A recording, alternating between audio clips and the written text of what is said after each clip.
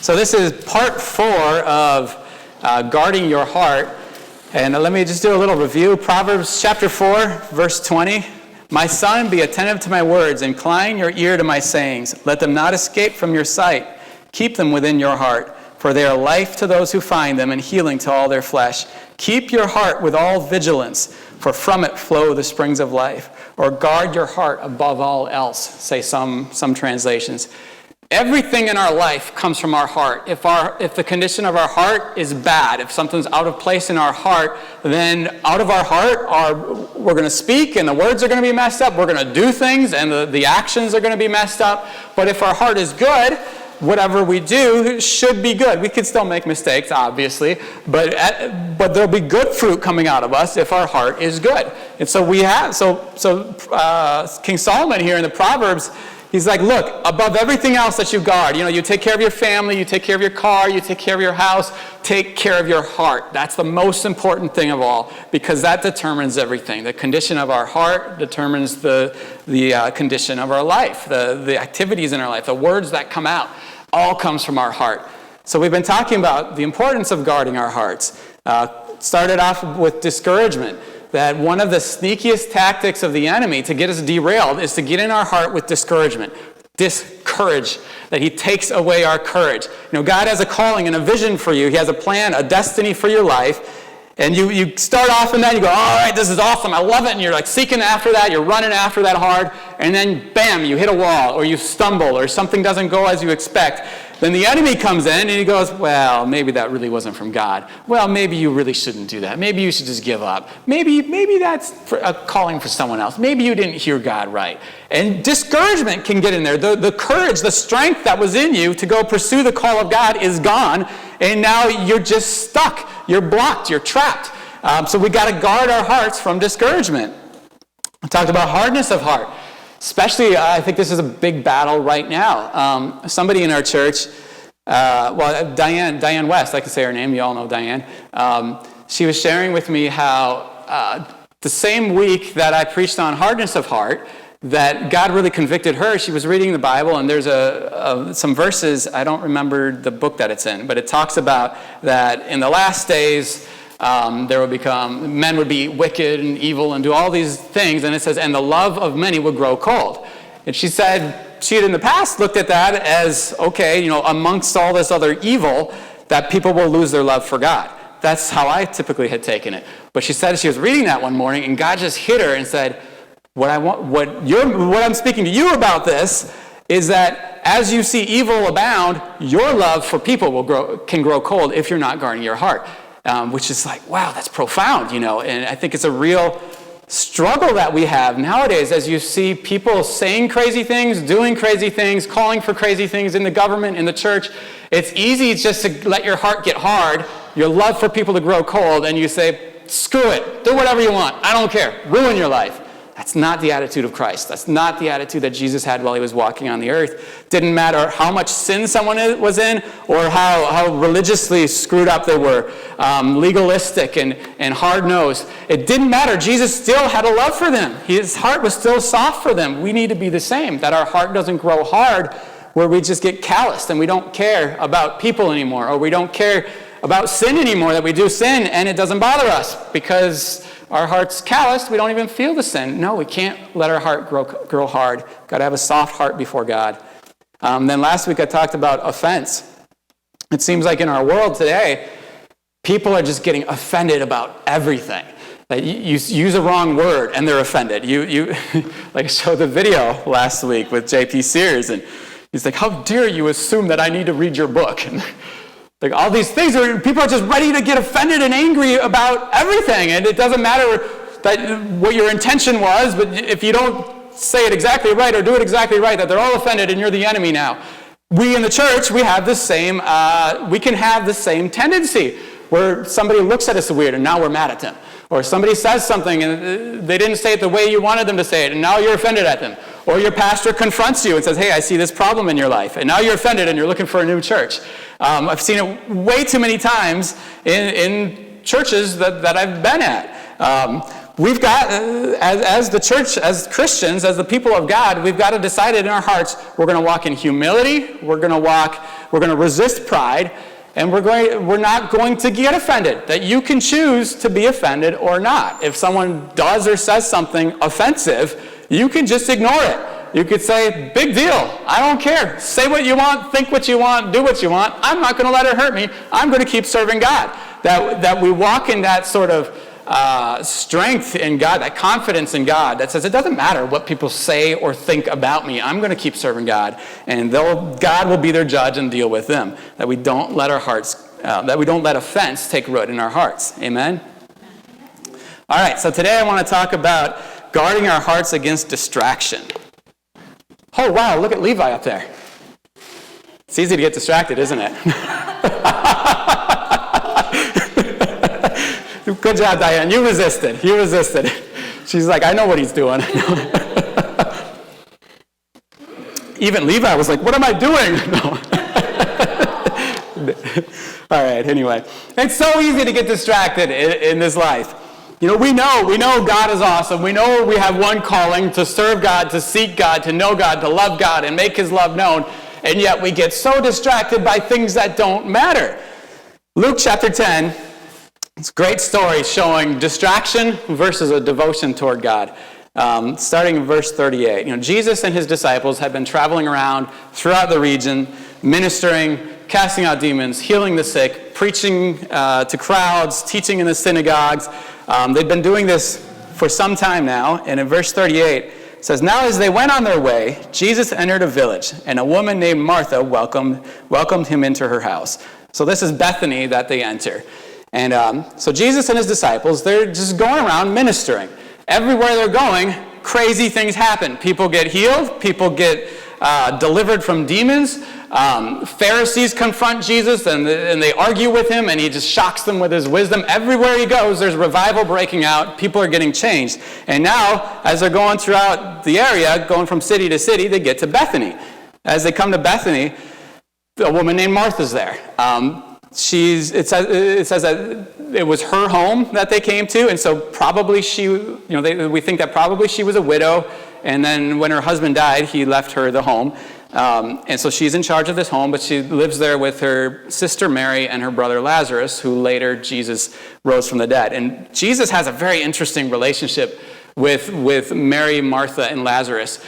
We see a tight, close friendship there with them, but this is the first time that Jesus meets them. As they're traveling around, going from city to city, they come to Bethany, and the woman Martha sees them, and probably she's thinking, wow, this is Jesus. I've heard about him. I've heard about what he did over there. I've heard about the things he said in the synagogue. I heard how he's confounding the wisdom of the Pharisees, and I heard about that guy that got healed. I heard about the one that got set free from demons, because they've been doing ministry for a long time now. Jesus' reputation is rising, and people are starting to expect that when he shows up, something incredible happens. And so they get to Bethany, and Martha's probably thinking that. She's like, whoa, this is the guy. Hey, if he's coming to our city, I want him in my house, because who knows what's going to happen. Last time, when Jesus shows up in people's houses, crazy stuff happens. When he went to Peter's mother-in-law's house, remember what happened there? His mother-in-law had a fever. Jesus healed her, and then that just sent shockwaves throughout the whole community. So then people heard about Peter's mother-in-law getting healed, so neighbors started showing up. Pretty soon the house is just packed, and Jesus and his disciples are staying up all night healing people that are in the house. Another house that Jesus entered got so crowded full of people that are getting healed and just coming to hear his wisdom that there's a man, a paralyzed man, whose friends see that Jesus is in the house, and they think, let's get this guy in the house. But they can't get in the house because it's so packed full of people that they have to crawl on top of the roof, cut a hole in the roof, and lower the paralyzed man in the midst of the crowd so Jesus will heal him. Crazy stuff happens when Jesus comes in your house. So my guess is, when Martha's going along, maybe she's going to the market, she sees Jesus and his disciples, and she's like, I got to get him in my house, because who knows what's going to happen. So she goes up to Jesus and says, hey, why don't you guys stay in my house while you're here ministering? Verse 39. And Martha had a sister called Mary, who sat at the Lord's feet and listened to his teaching. Now, this is a radical thing that's happening here. So Jesus and his disciples, they come into Martha's house. Martha is doing the typical thing that would be expected of a woman at the time. Women were not considered equals to men at the time. Women weren't considered intelligent enough to learn. They weren't sent to the rabbinical schools. They didn't follow rabbis. They weren't taught to read. A famous rabbi of the time actually said, it's better that the Torah be burned than taught to a woman. The opinion of women was the opinion of men about women was very low at the time. So Martha was doing the thing that women were expected to do.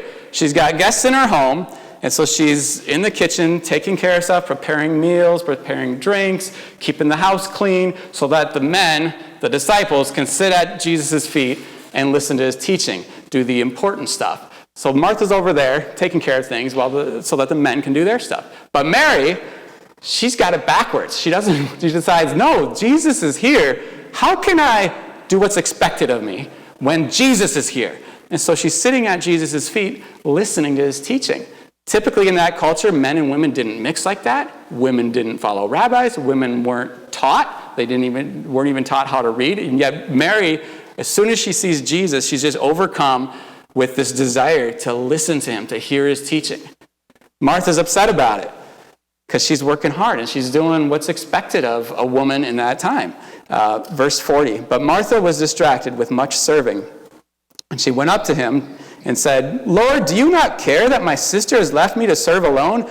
Tell her then to help me. But the Lord answered her, Martha, Martha, Martha, Martha, Martha. A little Brady Bunch, you know. Martha, Martha, you are anxious and troubled about many things, but one thing is necessary. Mary has chosen the good portion, which will not be taken away from her. So Martha's got good intentions. She's thinking, all right, I want to be a good woman. I want to serve in my capacity. I want to minister to Jesus and minister to his disciples. So I'm going to make a meal. I'm going to make some drinks. I'm going to keep the house clean so that Jesus can do his work and the disciples can listen to him. And maybe she's thinking there's going to come crowds because everywhere Jesus goes, revival breaks out. There's crowds and crazy stuff happens. And so she's getting things ready to minister to Jesus and his disciples and maybe get ready for the crowds. And yet Mary goes right to Jesus. She couldn't let the opportunity pass by that Jesus is in her house. And Mary knows as well as Martha that these things need to be done. The house needs to be clean. Food needs to get prepared. All this stuff needs to happen. But she looks at Jesus and she's like, I need one thing. I need Jesus. He's here right now. I want to hear from him. And so Jesus gently corrects Martha and says, no, you've got your priorities wrong. It's good you're doing this stuff, but that's not the important thing. The important thing is what Mary is doing, that she's coming to spend time with me, to seek me, while you're distracted by all these things that don't really matter. It's so easy in life to be like Martha, where we're trying to fix all this stuff, trying to do all this stuff, trying to serve in all these ways, do all these things, and yet we lose sight of the one thing that really matters, and that's connecting with Jesus. That's having a heart that is 100% wholly focused on God, seeking him, serving him, doing what he's called us to do. So our call is not to walk in distraction, not to just do all this stuff. Our call is to have just a simple, wholehearted devotion toward Jesus. 2 Corinthians 11, verse 3 says, Paul says, but I am afraid that as the serpent deceived Eve by his cunning, your thoughts will be led astray. Literally, it means your thoughts will be corrupted, ruined, or destroyed. I'm afraid that your thoughts will be led astray from a sincere and pure devotion to Christ. That's our call, is to have a sincere, pure devotion to Christ. The words that Paul uses there are, he describes the devotion to Christ as haplotes in Greek and hagnotes. Those words, the word haplotes means single-mindedness, simplicity, uncomplicated. It literally means without folds. It was used for fabric, for cloth. If there was a piece of cloth that was so perfectly flat, like you just ironed it, that was haplotes. It was without folds. There were no marks in it, no wrinkles, no folds at all, just a pure flat piece of cloth. That's what our devotion to Jesus should be like. Not complicated, not all these folds and grooves and the funky things, that it's just this pure thing before God, a simple, single-hearted faith before God. And the word hagnotes, where he says a sincere, pure devotion, pure is hagnotes. It means holiness, purity, real integrity. That's the Christian life. It shouldn't be a thing of chaos, a thing of run here and do this and fix that problem and all over the place, and people look at your life, you're like, wow, it's like a whirlwind. It should be a thing of simplicity, single-heartedness, wholeheartedness before God, like an unfolded piece of cloth. The way I think of it is, we lived in Romania for 5.5 years, and driving out there is not single-hearted. Driving out there is distracted. Driving out there is a little bit crazy. And Brian was telling me, I've never driven in Germany, but Brian was telling me driving in Germany is very simple. People follow the laws. If the speed limit is this, you go that speed. If you have to pass someone, you never pass on the right. You always pass on the left. If you're driving and you're going slower than other people, you're always in the right lane. You never go into the left lane unless you're going to go faster.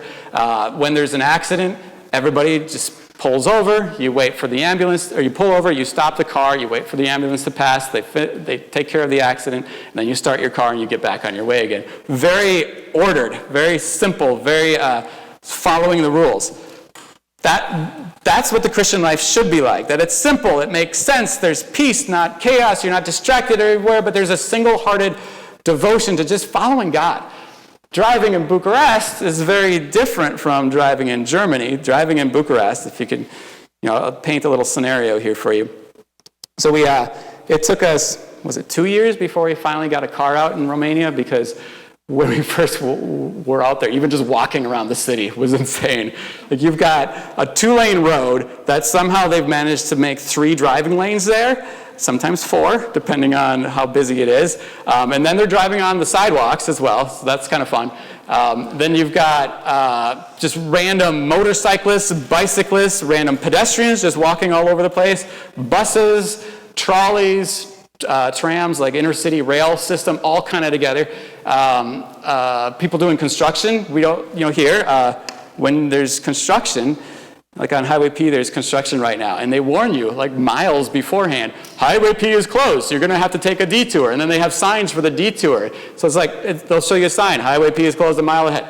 Okay, half a mile ahead, Highway P is closed. 1,500 feet, Highway P is closed. 500 feet, Highway P is closed. There's signs and warnings everywhere. Bucharest wouldn't do that. You're driving along and, holy crap, there's a hole. And so you just swerve and get out of the way. It was really distracting. People, too, they had this acceptable practice, which drove us nuts, where you'd be driving, and suddenly the guy in front of you would just stop his car, park it, and put the flashers on, get outside, go to a street vendor, and just negotiate things with a street vendor, buy something, and then 5 minutes later, he's back in his car. While you're just sitting there going, why did you do that? So driving in Bucharest was crazy. Sometimes, no parking signs didn't necessarily mean no parking. They were optional. Sometimes you don't park there, sometimes you do park there. One-way signs, same thing. You could be driving down a one-way street and there's someone coming right at you, and sometimes you might go the wrong way down a one-way street, and you go, well, hey, they'll get there faster now, so that's nice. So driving in Bucharest is like a life full of distraction, where you've got all this crazy stuff happening all the time, and you're just trying to get somewhere, but nothing's making sense. That's not what our Christian life is supposed to be like. Our Christian life is supposed to be a thing of simplicity, of a single-hearted devotion toward God. Focus on Jesus, where we say, this is what God told me to do, this is what I'm going to do. Not full of all this distraction where we're tempted to go over here, go over there, look at this, do that, spend some time here. And at the end of the day, we look back and we go, what did I do? When did I even spend time with God? Everything's just been one emergency, one chaotic thing after another. Unfortunately, I think that's how most American Christians live. Maybe most Christians in the world. We live distracted. We live pursuing one thing for a little bit, then we hop to another, and then we do this, and then we say, I'm going to meet with God, and we're trying to meet with God, and then we think about, we read in the Bible, it mentions Mount Tabor, and we're like, I wonder what Mount Tabor looks like. So we Google it, Mount Tabor, and then we're like, hey, cool, there's an ad for the travel vacations in the best mountains of the world. Oh, that sounds cool. Let's check out the best mountains in the world. Oh, wow, there's a waterfall. Wow, that's cool. Oh, a squirrel. And we just go hop from one distraction to the next, and then it's like, wow, 2 hours is gone. What happened there? We got to have simple, pure devotion toward Christ. 1 Corinthians 7:35, Paul is talking about marriage. In the midst of this discussion about marriage, he says, I say this for your own benefit, not to lay any restraint upon you, but to promote good order and to secure your undivided devotion to the Lord.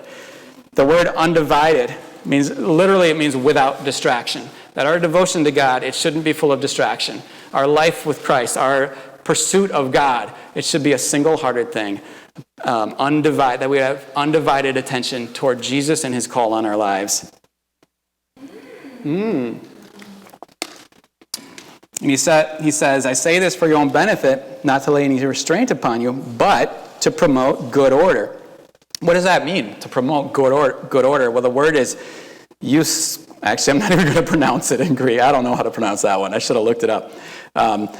It's a word in Greek that literally means that from the outside, your life would look like things are in order. Things would look good. Things would look put together and not chaotic. That as people look at your life, they go, okay, you're at peace, things function, your marriage is good, your kids are good, your job is going good, your relationship with your neighbors are good, you're happy, you're healthy. Things are just put together in order at peace. That's God's goal for our lives. That's his calling for us, is that our lives would be like that, at peace, and put together, in order, functioning correctly. And the way to get there is that we would give God our undivided devotion. Not run after one thing and be distracted by this thing and that thing. That we would give him our undivided devotion, and then that puts our life in order and we receive his peace. So what does it mean to be distracted? Well, I think it can come in all sorts of ways. But Daniel Webster, in Webster's 1828 dictionary, defined distraction as confusion from a multiplicity of objects crowding on the mind and calling the attention different ways. That your mind is fleeting all over, and your life is kind of going from one thing to the next. And while God's called you to serve him, seek him, focus on him, you're not really doing that because your mind is everywhere. The word distraction actually comes from Latin, and the Latin words literally mean to draw apart. That our mind, our attention is being drawn apart in all these various ways. In Greek, when the Bible talks about it, it's the word perispeo, which means to draw away. That you're going along, you're trying to serve God, you're trying to do what you know is right, you're praying, you're reading the Bible, you're devoting yourself to God, and then something comes up, distracts you, draws you away, and now you're out in right field or left field or up or down or whatever, you're missed what God is doing in your life. My kids are awesome. I love all of them. I got 7 kids. They're all great. They have unique gifts, unique talents, and unique weaknesses. I want to pick on Ileana. Ileana is wonderful. She's like this little joy-filled, explosive ball of energy, excitement, and fun. She's always doing cool things with the kids. She's always got fun ideas and like baking cookies, cleaning something, helping out with something, building games. She's building stuff out of cardboard that like normal people can't even build out of wood. I'm like, how did you do that? She's like very creative and exciting about stuff. When she was really little, though she has a problem focusing. She gets distracted very easily. And she's getting better, but when she was really little, she told me, Daddy, I just feel like I'm just vibrating inside, and I just have to do stuff. And then she said, I know I should focus and like finish something, but then I think of something else, and I get too excited about it, and it sounds really fun, and I got to do that. And then I think of another thing. A while back, I think it was maybe a year or so ago, and I don't remember all the details of what happened, but she left something in the living room. Like, I think it was her jacket she left on the living room floor. I didn't put it away. And so I was passing through, and I told her, oh, hey, Eliana, can you put your jacket away? Or whatever it was. And so that she's like, oh, okay. So she goes to pick it up. I left the room. About a half hour later, I come back. The jacket's still on the floor. And there's Eliana. And I said, what happened? Didn't I tell you to put the jacket away? And she's like, oh, yeah. And I started to, but then I saw Jack, and I thought I should change his diaper because he smelled a little stinky. So then I went to go change his diaper, and I thought we didn't have any diapers. So then I had to go and get diapers, and on my way to get diapers, then Cosette said she was thirsty. So I went to go get her water, then I got her water, and then I just started making a game for Cosette, and then we were playing, and then I forgot all about doing the jacket.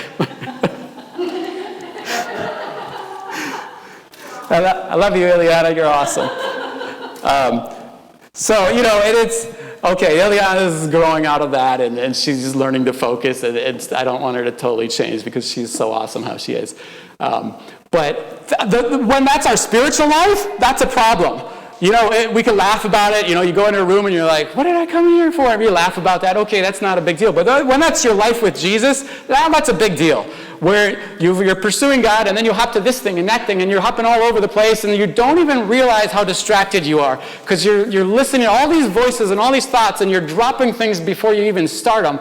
We had a group from a well-known ministry that you guys would all know, but I'm not going to say the name because I don't want to talk bad about them. They're a great ministry, an international ministry. When we were in Milwaukee helping to plant the Cornerstone church there, this international ministry heard about what we were doing, so they came up to they did a mission trip to help us out. They brought, 15, 20 people or something like that. And we were like, wow, this is going to be awesome. And so we made this whole plan and on our end. And they said, yeah, that looks great. And then they told us, hey, we want to do this, and we're like, awesome. Well, they get there and they said, oh, yeah, no, we feel like we want to do this instead. And then the next, we're like, oh, cool, no problem. Well, how about the next day we do, something? Like, yeah. Well, then the next day, they're like, no, we felt like we'll help this ministry. I said, okay, all right. But they were there for like 2 weeks and just hopping around from one thing to the next, and never really did much with us. And God bless them. We still love them. They're a great ministry. I still recommend them. But that's distraction. And that's a lot of the church, a lot of our personal lives are like that. And like what they did was they said, oh, well, God led us in a different direction. Well, maybe, or maybe they just got distracted.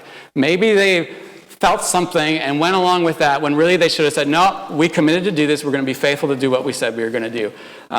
It's easy to be unfaithful. It's easy. We've had so many people that I've met in ministry that have said things like, oh, man, I'm going to lead worship. And then they never do. They never show up. Or they do one song and, I don't know. They get distracted, do something else. Or they say, in Romania, people will come and go, I'm going to be your translator. I love this church. I'm going to translate for you every week. And they never come back. It's very hard to be faithful. But that's what God is after, is someone who sees what God has said, and you say, okay, I'm doing it. I don't care what other new thing comes up. I'm sticking with what God has told me to do. I'm not backing down until he tells me to switch and do something different. All right, so we can't live a life with God that's full of distraction. When he says to do something, you've got to just do it. Stick with it. So what can be a distraction? Well, really anything and everything, can be a distraction in your life. But I've got a few things that I want to bring up just to give you some food for thought. Entertainment. I didn't realize how much of a problem Americans have with entertainment until we were living away from America and came back. We talk about movies constantly in America. We talk about TV, we talk about celebrities, we talk about sports, we talk about music. Our lives are filled with entertainment, and we don't even realize how consumed we are. When we first went to Romania, I was used to, in America, you get together with friends, and you talk about sports, or you talk about movies, you talk about TV, entertainment. That's what you do. Romania, they don't do that. They talk about their life, they talk about their kids, they talk about politics, they talk about struggles and share their own stories, things like that. And so we got in these groups, and we would start talking about movies, just because that's what you do in America. And some of these Romanians were like, well, I've never seen that. Well, why are you talking about movies all the time? Like, oh, that's our culture. That's what we do in America. We are so consumed with entertainment, so distracted by entertainment, and we don't even realize it. Movies, TV, music, sports, YouTube, memes. People spend hours, like kids, teenagers, and younger and older, will spend hours, I got to find the perfect meme. Or you just scroll through pages of autocorrect things, like reading these, and they're very funny. I got to confess, they're very funny. But we waste so much time being entertained by all these things that ultimately don't matter. Here's some interesting thoughts on that. The word entertainment comes from a Latin words meaning to hold together. That's what's happening to you when you're entertained. Your concentration, your focus, which is meant for Jesus. Your entire being is meant to be focused on Jesus, what he's calling you to do, and you do that with a single-hearted, wholehearted devotion to him. But entertainment, it's a holding together your focus on something else, not on God, on whatever's shiniest or loudest or most interesting at that moment. Amusement. The word amusement literally means without thinking. Amuse, to not think. When people say, oh, I just want to do something fun, get a little amusement, it means literally you want to do something without thinking. It's kind of weird. Sports, the word sports is from a Latin word which means carried away. And again, it's a thing about your mind, everything being carried away into this sport. Sports are weird. As all of you know, I'm not a big sports guy, and so some of you might get offended, but that's cool. I don't mind. But sports are weird. If you step back and just think about sports for a little bit, it's just really weird that we pay these grown men millions of dollars to run around in colorful costumes and groups of people throwing balls and kicking balls and passing balls and tackling each other, playing kids' games ultimately, but they get paid millions of dollars to do it, and they're in these groups that name themselves various animals or warriors or baby geese, like the Goslings in Watertown. Just had to get that in there. But it's weird though, isn't it? And then people get so excited about it. They're like, that's my team. The Packers, man. It's all about the Packers, or whatever it is that they get all into. That's their life. We spent a couple days driving around northern Wisconsin the past Thursday, Friday, Saturday. We got back last night. Just a little anniversary getaway. We're driving in the middle of nowhere, but all these houses, it's fine. There's just tree, giant Packer sign. It's like Wisconsin. We're so weird.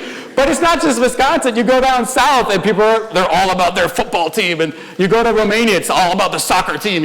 Go to England, the same thing. And they're willing to fight about it, to riot about it, and burn buildings when their team loses or wins, depending on the mood. All over a kid's game, ultimately. It can be a distraction. I'm not saying sports are wrong or evil, but it can be a huge distraction if that's what you're living for. I remember my church, so I grew up in Green Bay, and all the churches had to end before the Packer game on Sundays, because if they didn't, people would literally get up and start walking out the door. I used to love working during Packer games. I worked at a grocery store in high school, and I loved working during Packer games because nobody would come in. It was great. The place was just empty, so like peace, quiet. We put our own music on, whatever we want, and we just kind of goof off for 3 hours. And then before and after the game was rough, though. But during the game, no one would go out. They're all in their homes watching TV. Like they're brainwashed. It's weird. Carried away into this distraction, ultimately. And again, I'm not saying sports are wrong. I'm not saying entertainment or amusement are evil in themselves, but they can be a distraction that leads us away. And it leads us into wasting time on stuff that doesn't ultimately matter. TV. This is kind of interesting. So TV... is the word television, right? Television, you break it down. Television means to broadcast a vision. God has a vision for your life. He has a plan and a destiny for you. And then we've got the TV broadcasting its vision. You should be listening to God's vision for your life. And when you should lock into that and go, sweet, I'm doing that. That's his vision for me. I'm running after that. But most of our world, especially the Western world, we're locking into the television, whatever these TV producers, whatever these advertisers want as a vision for our life, that's what we're watching day in and day out. And that ends up changing us. There was a woman in our church in Romania who, when she started coming to our church, she told us that she spent like all day basically watching Turkish TV programs. Apparently that's a big thing in Romania. I never watched them. But she would just watch hour after hour every day these TV programs, TV shows.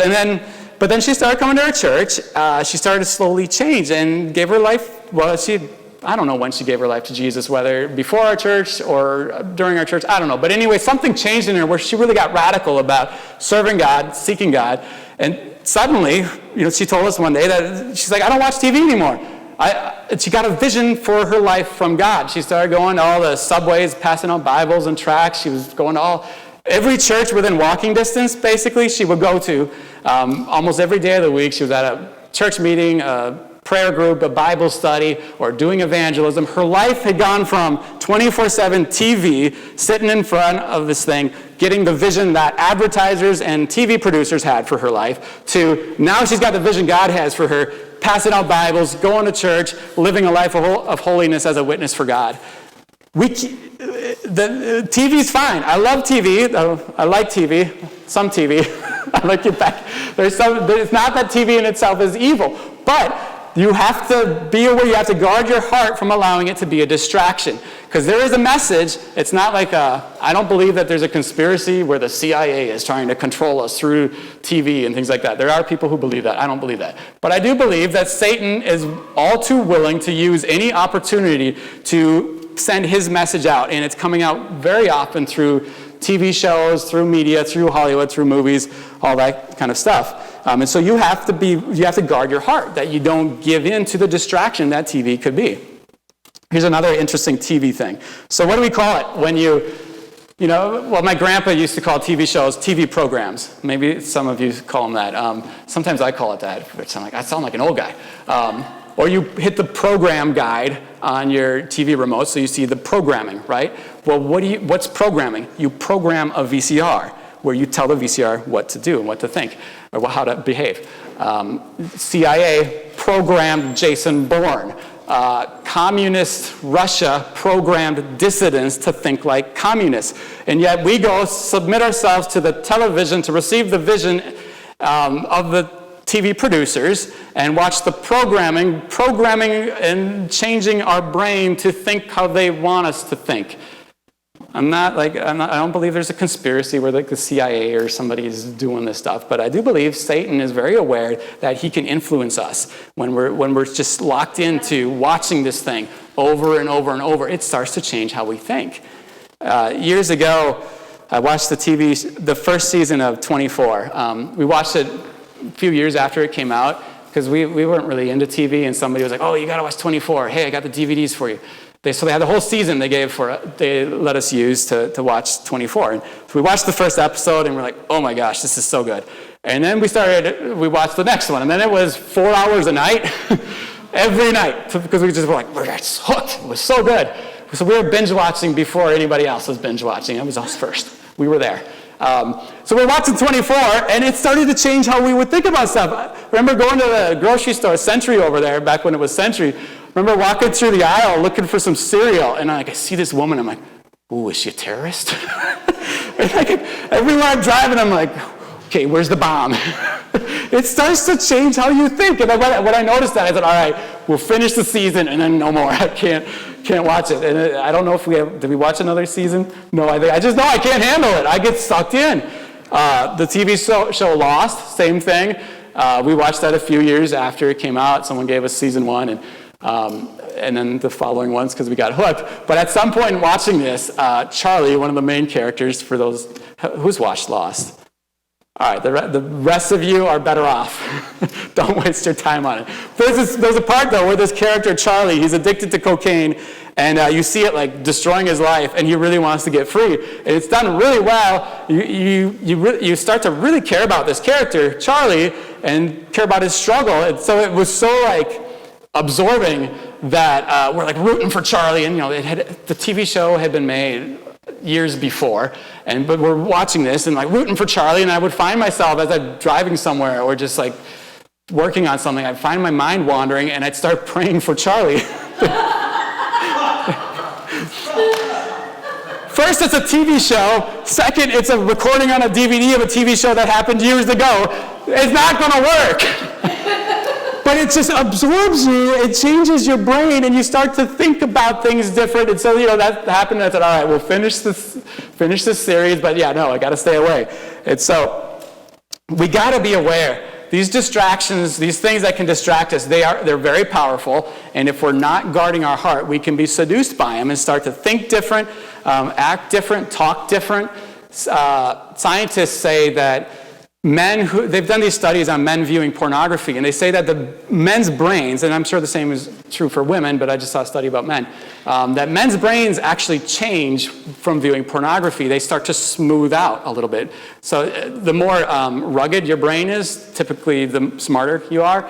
And so as men view pornography, the actual surface structure of the brain starts to smooth out, and you get dumber by just viewing these images. I don't know with TV what happens. I would surmise about the same, that as you're viewing this stuff over and over and over, if that's what you're doing, your brain probably starts to change. For sure, your spirit starts to change because you start to believe these things and think these things are true that you're seeing. We've got to guard our hearts.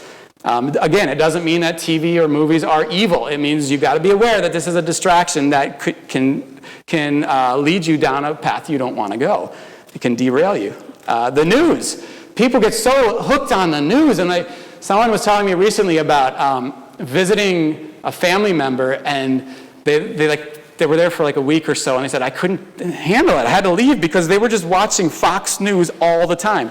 I like Fox News, but I can't handle all day of any news. I could take like 2 minutes of like NPR or CNN. Once in a while I'll turn it on, I'm like, oh. But Fox News, maybe like 15, 20 minutes. But I can't do 8 hours, 10 hours of that. That'll just mess you up. And recently there's come out a lot of newscasters and media people that have come out and said, we're just trying to get advertisers money. We're just trying to get more people to watch. We're just hyping things that don't need to be hyped. And a lot of people are leaving the industry because it's not really the news. It's just trying to get viewers. So why would you subject yourself to that? Why would you fill your mind with that stuff that you know they're just trying to use you to make money? That's all it's about. So break away. It's a distraction. Don't let it consume your life. And again, the news is not evil. Just be aware that it's a distraction. It can be a distraction, and you need to guard your heart against that. Media in general. Media comes from the Latin word that means, medium, middle, common, average. In the ancient world, they would talk about 2 spheres of existence, of society. There was the common sphere, and there was the holy sphere.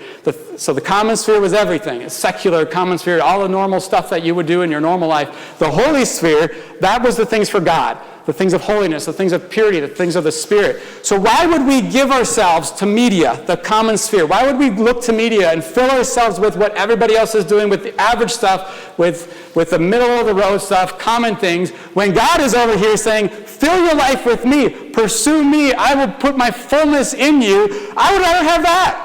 I want to focus on God. I want to get the fullness of His Spirit. Who cares what the latest media craze is or what new Tide Pods people are swallowing? Or we had to learn about, after we got back from Romania, people were like, have you heard about the Tide Pods? I'm like, no, what the? But I watched it, I'm like, oh my gosh, what a bunch of weird people in America. I want to go back to Romania. There's weird people there too, so it's all good. But what does that matter? Or what celebrity is the biggest, or what sports team is doing the best? Okay, maybe you get excited about it, fine. But be aware, don't let it control your life. Don't let it be a distraction, because it wants to. And Satan wants to use that to be a distraction from the holiness of God, the things of God, pursuing all that God has for you. I'd rather give my life over there. The internet is weird. People nowadays, we're constantly on the internet. You're talking with a friend and they mention the size of brown bears, and then you go, oh, let's check Google on the size of brown bears. And then you're always online trying to find more information, more interesting things, checking out memes, going to YouTube. But think about it. It's kind of weird. I'm not saying the internet is bad. God has used the internet in some incredible ways. But it's kind of weird that it's called the internet. It can be a net that ensnares you and gets you stuck in this distraction. It could totally be a distraction, and we call it the World Wide Web. I know the developers of it didn't say, hey, let's make a net to trap people. Let's make a web, like a spider's web, to catch flies. No, I know that they're not evil, and God is using the internet in incredible ways to spread His kingdom on this web. But it can be a distraction if we don't guard our hearts. There's been so many times that I'm reading the Bible in the morning, and then I have a random thought. And, let me check Google about that, then I'll get right back to the Bible. And then it's like, let me check Google for this. Oh, and then that, and then, I wonder about the mask mandate. Did they revoke that yet? I wonder about this thing and that. And then it's like an hour has gone past, and you go, yeah, that was a great time with God. We've got to be aware that the internet can be a distraction. Our phones, same thing. Your phones are not evil. Jonathan's might be evil because it's not a smartphone, so I'm very suspicious of that. Your phones are not evil. However, they can be a huge distraction if you're not guarding your heart from them. Someone was telling me, one of the kids, I don't remember who it was, somebody in the youth group was making a joke about one of their family members got a smartphone. And, it was his sister got a smartphone, and he's like, yeah, I haven't seen her for the past couple days. He's like, I'm not joking, Jake. It's true. I don't know where she is.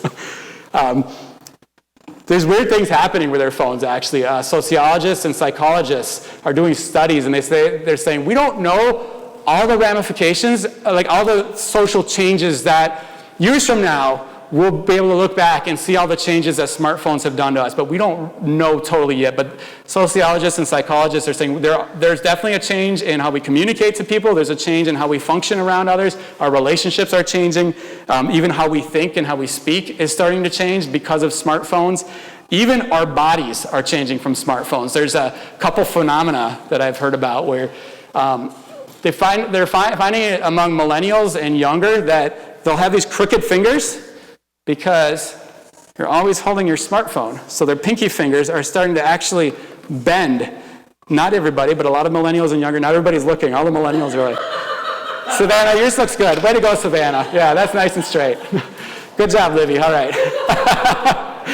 But they're finding it. Doctors are writing reports about the bones in their fingers that are bending because they're holding their smartphones all the time. And now here's the weirdest one that I read about. This was maybe a year ago or so. I heard about head horns. Have you guys heard about the head horns? Yeah.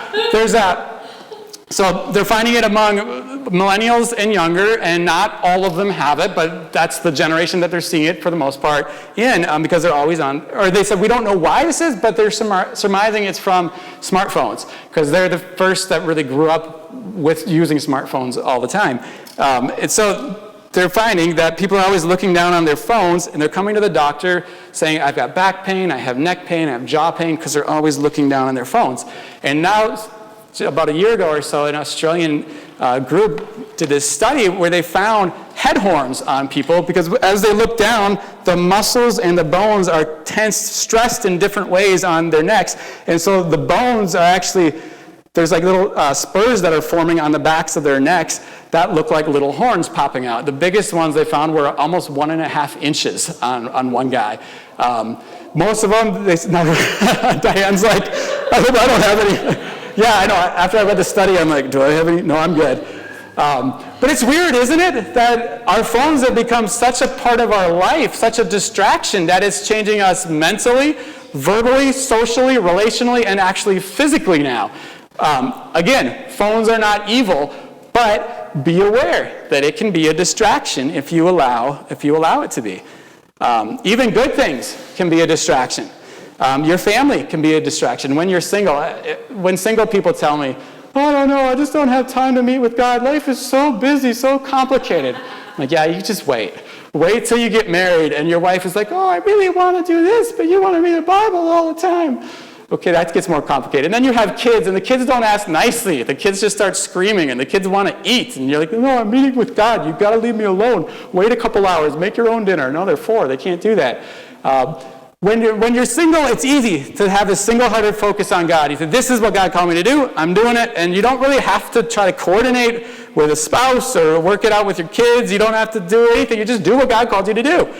When you get a spouse now, you got to coordinate with them. And even Paul talked about that your interests are divided because you want to serve and minister to your spouse and you're serving and ministering to God. That doesn't mean that a spouse is wrong or bad, right? Even my wife said so. Having a spouse is awesome. Being married is awesome. It's from God. And God intends that the two of you together are stronger than separate. He put you together for a purpose. But it means it's a little more complicated, and you got to work through that. You can't just slide through life expecting that you're going to focus on God. Now you got to fight to stay focused on God. And now you had kids in there, and it's even more complicated, and you got to work even harder, where you and your spouse have to get together, you talk about it, you say, look, I need time with God, or I need to really focus on God, you need to focus on God, how do we make this work with our schedules? And you come up with a solution, and then you go, okay, now how do we do it with the kids? Because the kids can't just run amok while we're trying to meet with God. So like Jesse and I, we'll do, she meets with God first in the morning from about 6 to 7, she just reads her Bible and prays, and then I take over from 7 to whenever. Because it's kind of weird being a pastor. I meet with God, prepare sermons, and do all that. It's kind of all mixed together throughout the day. But we had to, when we got married, we said, all right, we got to split this up somehow. And she said, all right, I want to meet with God now. And I said, all right, I'll meet with God after you. And then once we started having kids, we really had to decide, how do we divide and conquer here? Because you can't just assume that everything's going to be fine. No, it's not going to be fine. You're going to get distracted. Your spouse will distract you. Your kids will distract you. Not because they're evil, just because they're kids and they need you. And God gave them to you for you to take care of them. So you've got to work it together with your spouse. Where you say, all right, we need to take care of the kids. We need to discipline the kids. We need to control the kids so that we are free to meet with God and seek God and serve God wholehearted where we're not distracted. And I need it now. You need it then. Let's do this. It's not impossible, but it's more complicated, and you actually have to work to make it happen. But good things can even be a distraction, like your family, your spouse, your kids. Your work can be a distraction. If you have a job and God has blessed you with that, that's awesome. Don't just walk away. Say, this is a distraction. I want to serve God. No, God's giving you a job. That's good. That's awesome. But if it becomes a distraction, there might be a time where you have to look for a different job. Being a Christian, following Jesus, is not just about making money, paying your bills, giving to the church, saving a lot, and being a good citizen. No, it's you single-heartedly, wholeheartedly, you serve God, follow after him. And there's times where your job can be a distraction from that, and you might have to seek a different job. I've walked away from a number of jobs in my life. First, after I became a Christian, I was working at a hotel, and they said, you got to work on Sundays. And I said, well, I'm a Christian now. I go to church on Sundays, and I'm not coming in for work. So I told them, if you want me to work on Sundays, you're going to have to find someone else. And they said, well, all right, we'll keep you on. You don't have to work Sundays. But I was ready to just walk away from that and find a different job somewhere else, because I don't want to, if God's clear, you need the body of Christ. You need to go to church. And so if my work was telling me not to do that, I'd have to make the choice to stand with God, go to church. Another job I got, it was a janitor working from 3 to 11 every night. Awesome shift. It was great. I loved it. I could sleep in late, and then I like staying up late anyway. But I worked it for about a week, and then I realized I can't go to any of church meetings. We had all our prayer meetings, all the Bible studies, all the home groups. It was all in the evenings. Evangelism and different outreaches we were doing, they were all in the evenings. And so I talked to my boss, and I said, I can't do this job because I need to go to church. And he actually kind of laughed about it and said, what? You're quitting to go to church? I said, yeah, church is more important than this job. So I walked away from that. Another job, before taking over the church here, I was doing digital marketing. I had a few different clients, making reasonable money, and en route to the guy I was working with was making I think it was probably about $150,000 to $200,000 a year, and I was en route to make similar amounts of money. But when Michael asked me to take over, I realized there's no way I can do the both. I thought about it for a while. I'm okay, I got these few clients. Can I juggle? No, I can't. So I walked away from that, took over the church, because this is what God had called me to do. The guys, I paint with Jonathan a couple days a week, 1 or 2 days a week, typically. The guys that paint with us, they tease me all the time because I show up late.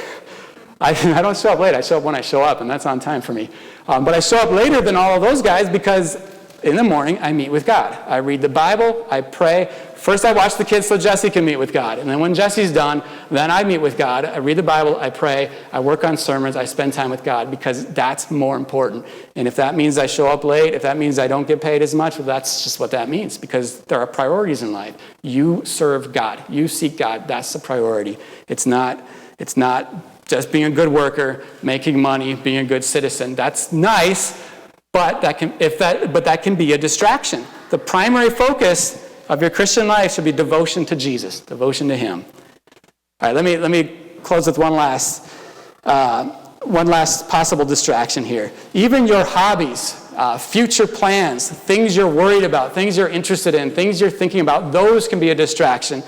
There's been plenty of times that as I go to meet with God in the morning, and I want to hear God's voice. I want to study the Word of God. I want to seek Him with all my heart. And that doesn't just happen in your quiet time with God in the morning, but for me, I need that. I need a couple hours in the morning where it's just me and Jesus alone, no distractions there. But there's plenty of times when I'm meeting with God, and then all of a sudden something I'm interested in pops in my mind, and I'm tempted to go look online about that. I love photography. So there's been plenty of times while I'm reading the Bible that all of a sudden I'll have a thought, I wonder if Nikon makes a lens, a reasonably affordable ultra zoom lens. And so I'll start looking on Google, and I'm like, stop it, get back to the Bible. Or travel, I love traveling. And so, I'll read the Bible, and then I'll think, I wonder about this national park. What does that look like? Or I wonder about this city or that city. No, we got to stay focused on Jesus, serving Him, seeking him, a single-hearted devotion to him. All right, I got way too much more to share, but I think I'm going to save this for next week. The main message I want to get across is that we got to have Mary's heart, where Martha was doing good stuff. She's serving. She's trying to be a blessing. She's trying to get things ready so Jesus and his disciples can get ministered to and maybe the rest of the city. But her heart was distracted. While Jesus was there in her house, in her midst. The Son of God, God himself in the flesh, was in her house. And she wants to make him lemonade? No! Serve God. Minister to him. Receive from him. Mary was smart. Mary let all the distractions go. And Mary said, Jesus is here. I need to hear from him. And just sat at his feet, not being lazy, not just, when I first read these verses, I thought, wow, Mary, you were so lazy. No, she's not lazy. She wants to hear from God. She's hungry for God.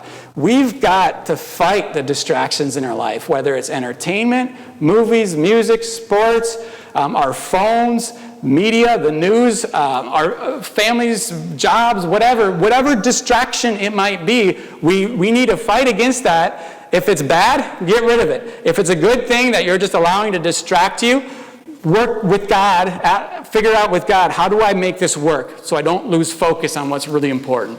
Like maybe with Martha, maybe she didn't have to stop cleaning and stop cooking and stop preparing things. Maybe what she should have done was just chill for a minute, listen to Jesus, say, wow, Jesus, that's awesome. And then go make some food, come back, listen to Jesus, go make some food, come back. Who knows? It didn't mean that she necessarily had to stop that stuff, but she was distracted by it, and she wasn't really pursuing what God had for her.